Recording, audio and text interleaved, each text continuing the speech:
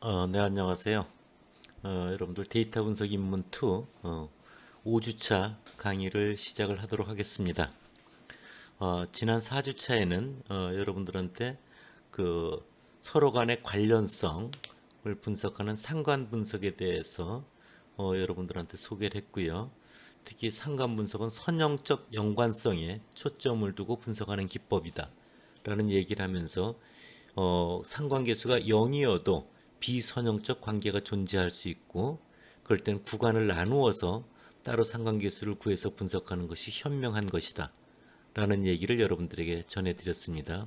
또한 두 변수 사이에 겉보기에는 관련이 있어 보이지만 실질적으로는 관련이 없는 그 중간에 매개 변수가 되는 역할을 하는 그런 변수들이 있을 수 있다. 그럴 경우는 그와 연관되어 있는 부분을 제거하고 통제하고 두 변수의 순수한 상관성을 구해야지 된다. 그런 측면에서 편상관 기술이라고 하는 걸 통해서 해결하는 방법을 또한 여러분들에게 소개를 해 주었습니다. 오늘 5주차에서는 여러분들에게 상관 분석을 이용하여 활용되는 분야인 신뢰도 분석과 관련되는 내용을 첫 번째 시간에 여러분들에게 소개를 해주고요.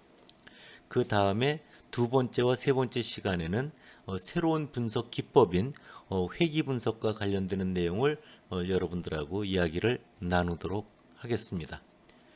그래서 5주차까지는 그렇게 진행을 하고요. 6주차에는 여러분들 앞서 배운 두 집단의 비교 문제라든지 또는 상관 분석이라든지 그와 관련되는 과제 이외에 추가적으로 필요한 문제풀이를 갖는 시간을 6주차에 갖도록 하겠습니다. 그를 통해서 여러분들이 그동안 배운 걸 한 번 더 복습해 볼 수 있는 그런 기회를 갖도록 하겠습니다. 그럼 오늘은 상관 분석의 응용, 신뢰도 분석이라고 하는 건데요. 우리가 신뢰도 그러면 이제 영어로 reliability, 얼마나 이제 믿을 수 있는가 이런 거잖아요. 예를 들어서 어떤 경우에 예를 들어서 질문을 했을 때 A라고 대답을 했으면 그 다음에 또 A라고 해야 그 다음에 다시 물어보더라도 A라고 해야 이거는 A라고 답한 거를 믿을 수가 있는데 물어볼 때마다 다르게 답변을 하면 어떤 말이 진짜 맞는 말인지 우리가 그 판단하기가 믿기가 어렵잖아요. 그래서 신뢰도라고 하는 것은 얼마나 어떤 것들에 대해서 일관성 있는 결과를 주는가 그런 것들이 핵심이라고 할 수 있습니다. 그래서 예를 들어서 어떤 몸무게를 다뤄보기 위해서 저울을 가지고 왔어요. 그래서 제가 이렇게 올라가서 몸무게를 다뤄봤더니 68kg예요. 다시 내려와서 다시 또 올라가 봤더니 역시 68kg예요. 그 다음 다시 또 올라가졌더니 68kg. 그래서 잴 때마다 저울의 눈금이 일정하잖아요. 일관성이 있잖아요. 그럴 경우는 우리가 내 몸무게가 68kg라고 믿을 수 있는 거죠. 근데 저울을 가졌는데 이게 저울이 되게 오래된 저울이에요. 그래서 제가 제일 처음에 올라갔더니 68kg인데 그 다음에 올라갔더니 뭐 75kg예요. 그 다음에 올라갔더니 61kg예요. 잴 때마다 내 체중이 달라지면 어느 게 내 몸무게인지 믿기가 어렵잖아요. 일관성이 없으니까. 그럴 경우는 신뢰성이 없다. 신뢰도가 없다. 이렇게 이야기를 하는 거거든요. 그래서 신뢰도라고 하는 것은 핵심적으로 얼마나 안정적으로 일관되게 그 값이 측정이 되는가의 문제이다. 라고 여러분들이 생각을 해주면 됩니다. 이런 신뢰도는 여러분들 이제 크게 세 가지 형태를 얘기를 할 수 있는데요. 첫 번째가 재검사 신뢰도는 저울을 가지고 이제 반복해서 앞서와 같이 측정을 해보는 거예요. 예. 다시 이래 해보는 거죠. 그러니까 여러 번 하다 보니까 이제 비용이 많이 드는 거죠. 근데 이제 이런 것들은 측정적으로 실질적으로 개발할 때 이제 이용하는 그런 측면이 있고요. 동형검사 신뢰도라고 하는 것은 같은 형태, 같은 측정 문항을 동일하게 만들어서 두 개 다 해보는 거죠. 그랬을 때 그 결과가 일치해야 되잖아요. 그렇죠? 그래서 그런 것들의 상관성을 통해서 신뢰도가 확인하는 그런 부분이 있고요. 보통 우리가 신뢰도 분석을 현실에서 한다고 하면 바로 이 내적 일관성 신뢰도라고 하는 걸 보통 보게 됩니다. 내적 일관성 신뢰도를 이제 크롬바흐 알파라고 하는 계수를 통해서 보게 되는데요. 이런 것들입니다. 예를 들어서 수학 능력 시험에서 언어 영역 이런 게 있죠. 수리 영역 이런 것들도 있습니다. 외국어 영역 이런 것들도 있어요. 그러면 언어 영역 문제들끼리는 서로 그 언어 영역을 측정하기 위한 관련성이 높아야 된다는 거죠. 그렇죠?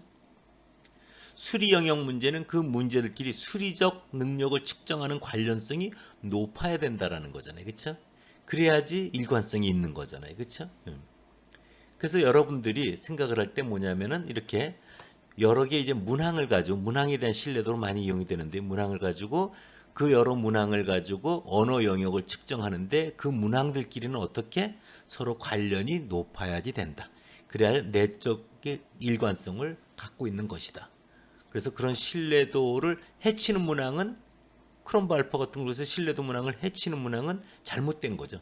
출제 미스가 있는 거죠. 그렇게 우리가 판단할 수가 있는 겁니다. 그래서 이 내적 일관성 신뢰도 계수로는 크롬바 알파라고 하는 걸 이용해서 그런 문항과 관련되는 신뢰도를 구하는 것, 특히 설문지 조사 같은 경우에서 아주 넓게 폭넓게 이용되는 내용이다라고 할 수 있습니다.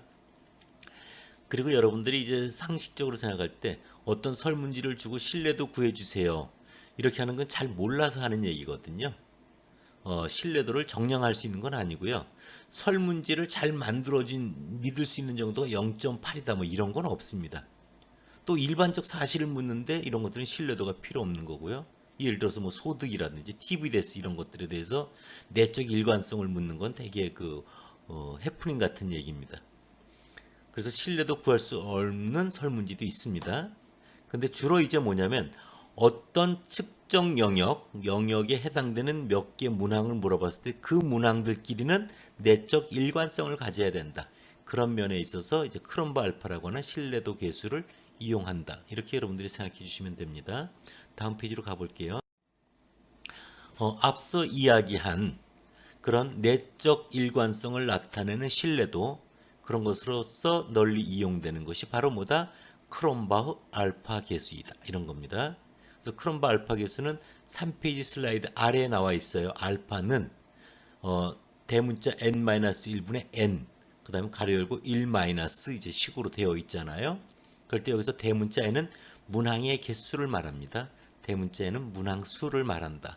그래서 이와 같은 식에 의해서 바로 그런 신뢰도 계수인 크롬바흐 알파 계수가 계산돼 나온다 라고 여러분들이 기억을 해 두시면 됩니다. 다음 페이지로 가볼게요. 여러분들 이제 교재를 기준으로 보면 186페이지에 있는데요. 크롬바흐 알파 거기 보면 이제 알파식은 앞서 보여준 그 식하고 같고요.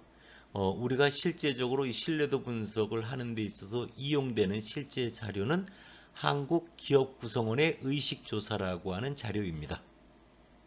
그래서 이 조사는 10개 문항으로 구성이 되어 있고요.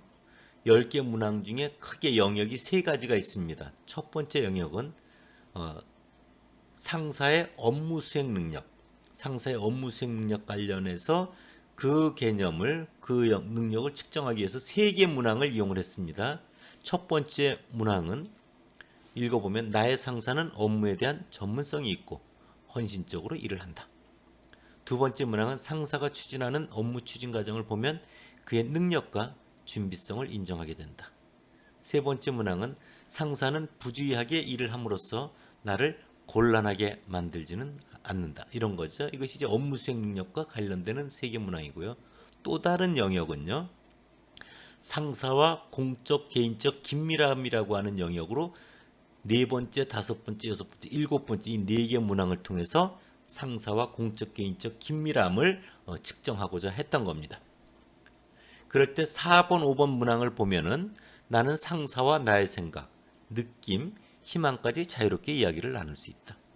5번째 문항은 일하면서 겪는 어려움을 상사하고 편안하게 이야기할 수 있으며 그 역시 내 얘기를 잘 들어줄 거다. 6번째 문항은 만일 나와 상사 중에서 한 명이라도 부서가 바뀌어 함께 일할 수 없게 된다면 우리는 둘 다 상실감을 느낄 것이다. 그런데 7번 문항을 보세요. 위에는 다 긍정적이라고 하면 7번 문항은 상사는 나의 업무상 과실에 대해 다른 사람 앞에서 공개적으로 나를 비판한다. 앞서 4, 5, 6 문항과 반대되는 개념의 문항이라는 걸 여러분들 이해하실 수 있겠어요? 이후에 신뢰도 분석에서 어떤 결과가 나오는지 한번 확인해 보겠습니다. 업무 추진의 독자성과 관련돼서는 8번, 9번, 10번 세 개 문항을 가져있는데요. 이 문항이 그렇게 썩 좋아 보이지가 않습니다. 한번 읽어볼게요. 나는 동료들과 함께 있을 때 그들을 의식하지 않고 내 일을 한다. 이거는 그래도 뭐 조금 더 연관이 있는 것 같은데, 두 번째, 9번째 문항은 일을 할 때 다른 사람에게 의지하지 않도록 독립성을 개발해야 한다. 이것이 업무 추진의 독자성을 측정하는데 맞는 문항인가 좀 퀘스천이 있죠. 10번째 문항은 더합니다. 나는 사공이 많으면 배가 산으로 간다는 속담에 동의한다. 이런 것들이 업무 추진의 독자성이라고 할 수 있는가?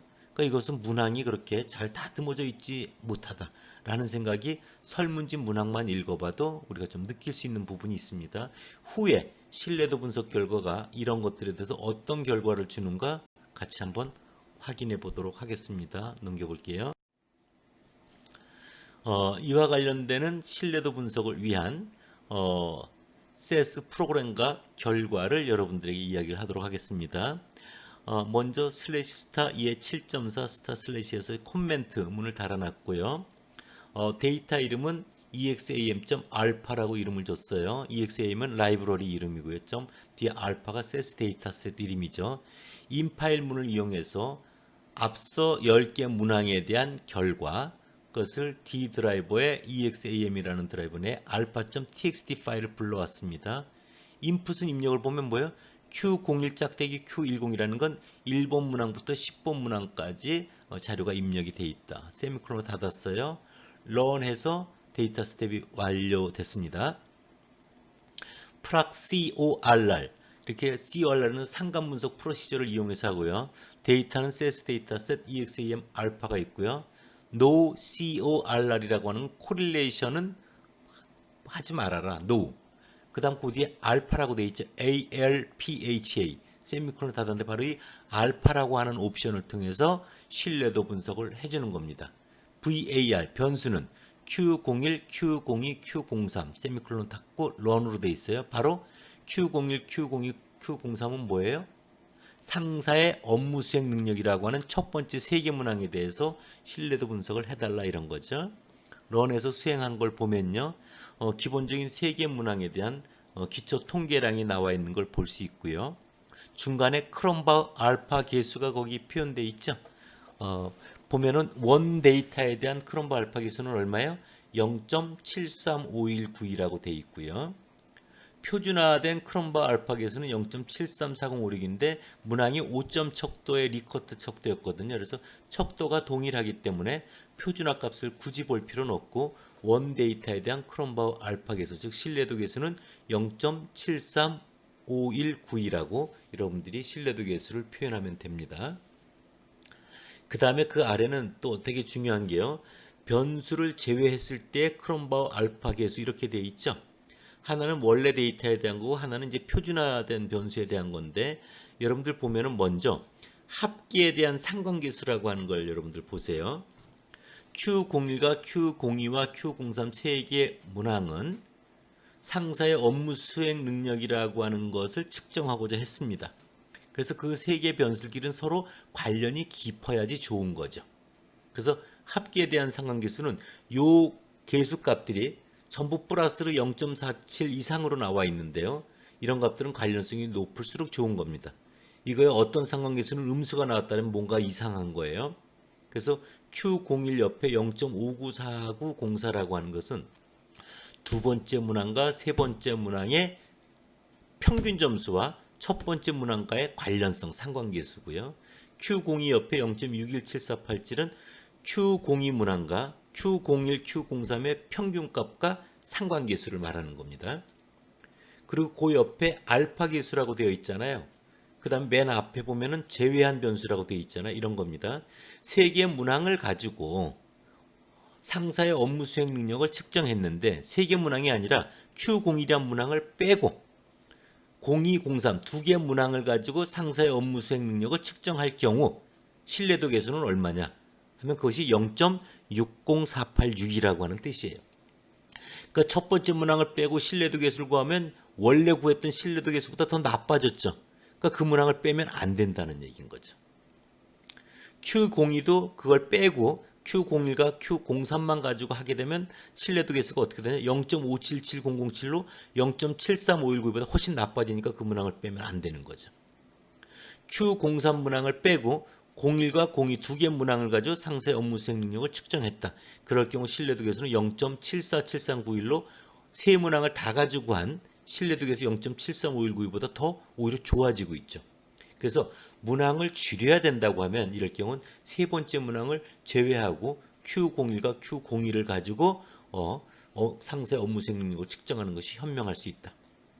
근데 현재 같은 경우는 그렇게 그 문항을 뺄 정도로 그렇게 원래 세 개 문항을 다 썼을 때 비해서 크롬바 알파 계수가 그렇게 상승도가 크지는 않기 때문에 굳이 꼭 뺄 필요까지 있다라고 말하기는 어렵고, 단지 문항을 줄이는 것이 꼭 필요한 상황이라면 세 번째 문항을 빼고 하는 것도 현명한 방법이다라고 이야기할 수 있습니다. 우측 슬라이드 오른쪽에 보면은 그래서 그 해석을 좀 달라놨는데요. 알파가 0.73519이고 같은 스케일 문항이기 때문에 표준화 계수를 볼 필요는 없다. 예를 들어서 1번 문항은 예 아니요, 2번 문항은 7점 정도, 3번은 100점 만점 이렇게 되어 있다면 단순히 x1, x2, x3라고 그 세 개 문항을 변수라고 하면 그냥 더하면 곤란하다 이거죠. 그러면 100점 만점으로 되어 있는 3번 문항에서 전체 결과가 좌지우지이 된다.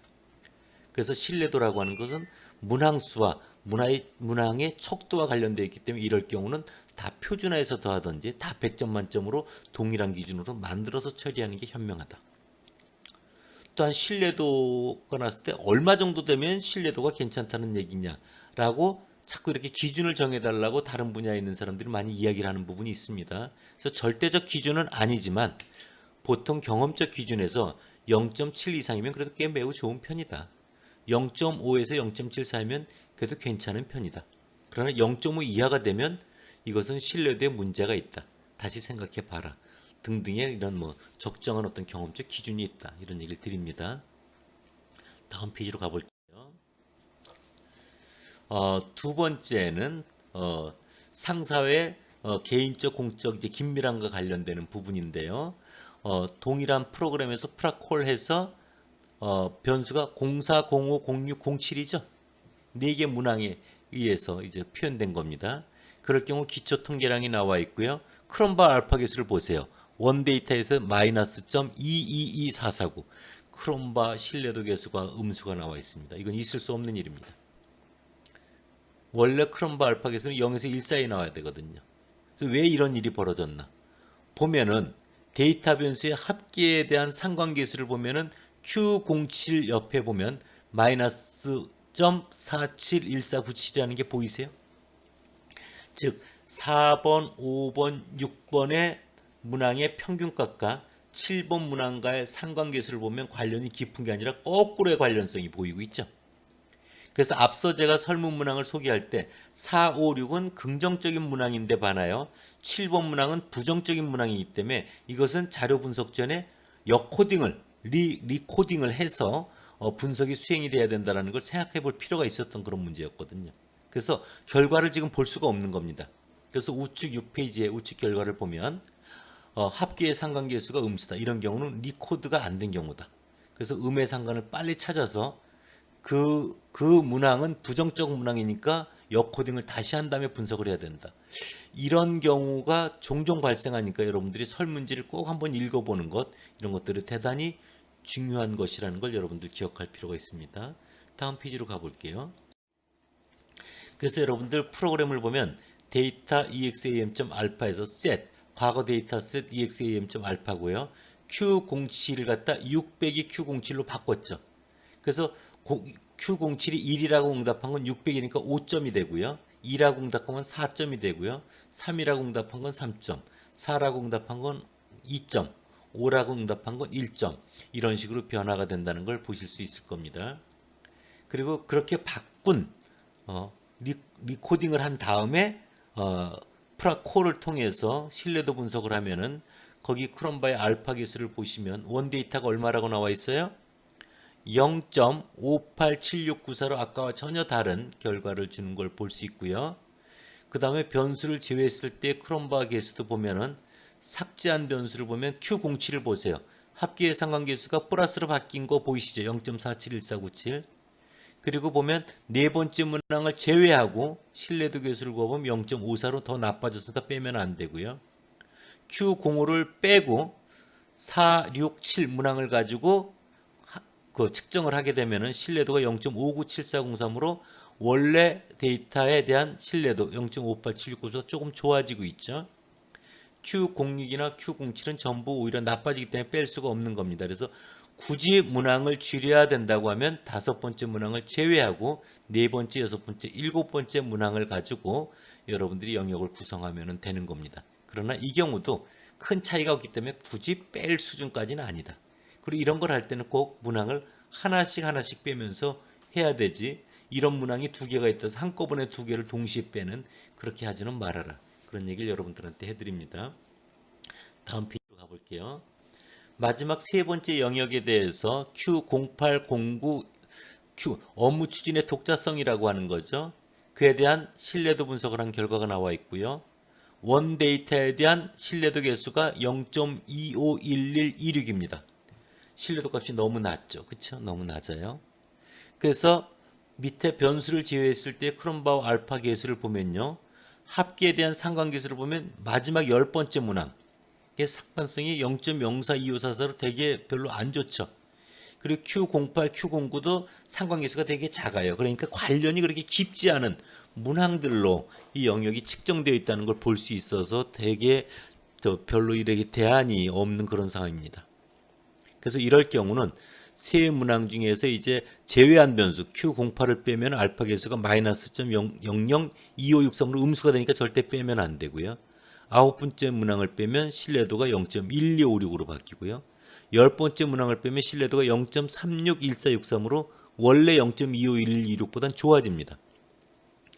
그렇지만 그런 경우에도 0.36 수준에 머물기 때문에 참 그건 대안이 없는 상황이다. 이럴 때는 그 세 문항 중에서 적합한 것, 업무 추진의 독자성과 관련되는 것 하나만 골라서 쓰는 것이 일반적인 대안인데, 이와 관련되는 제한점이 있다는 걸 반드시 기술해 주는 것, 이것이 필요하다. 그래서 여러분들 항상 보면은 문항이 많아질수록 신뢰도가 n-1분의 n 이렇게 크롬바 계수식이 있기 때문에 n이 커질수록 신뢰도가 높아져요. 근데 문항이 많아지면은 어느 하나가 이상해도 합점수에 이제 큰 영향을 안 주니까 타당도가 나빠지거든요. 그래서 가능한 최소의 문항으로 알뜰하게 만드는 것이 대단히 중요하다. 그런 것들을 여러분들이 꼭 기억을 해주기 바랍니다. 다음 페이지로 가볼게요. 상관 분석과 관련해서 여러분들 이제 마무리를 할 단계인데요. 여러분들 상관 분석에서 상관 분석을 수행하는 세스의 프로시저는 PROCORR이라고 하는 프로시저입니다. 그리고는 이제 데이터 이퀄 세스 데이터셋을 하고요. 거기 옵션에 여러 가지를 사용할 수 있습니다. 호에프딘이라고 하는 통계량, 또 켄달의 타우어, 피어슨의 상관계수, 스피아니너스면 스피아만의 순위 상관계수, 알파면 크롬바 알파 계수를 구해주고요. COV 그러면 변수 간에 공유하는 분산, 공분산 행렬도 구해주고요. CSS, CP 그러면 수정된 제곱합 또는 교차 제곱합도 구해주고요. 노 미스 그러면 하나 이상의 결집값을 가지는 관측값들을 모든 계산해서 제외해서 할 수 있고요. SSCP 그러면 수정되지 않은 제곱합, 교차곱 이런 거. 수정되지 않은 제곱하는 거 yi-y바의 제곱이 아니라 이제 평균을 빼주는, 편차를 제곱하지 않고 그냥 yi 제곱을 한다는 겁니다. 그런 것들을 이렇게 옵션을 써서 구할 수 있다. 이렇게 여러분들이 좀 이해를 해주시면 됩니다. 여러분들 이상으로 상관 분석과 관련되는 기본적인 상관 분석, 편상관 분석, 상관 분석을 활용한 신뢰도 분석까지 여러분들 결과를 여러분들에게 설명을 드렸습니다. 여기까지 해서 상관 분석을 마치도록 하겠습니다.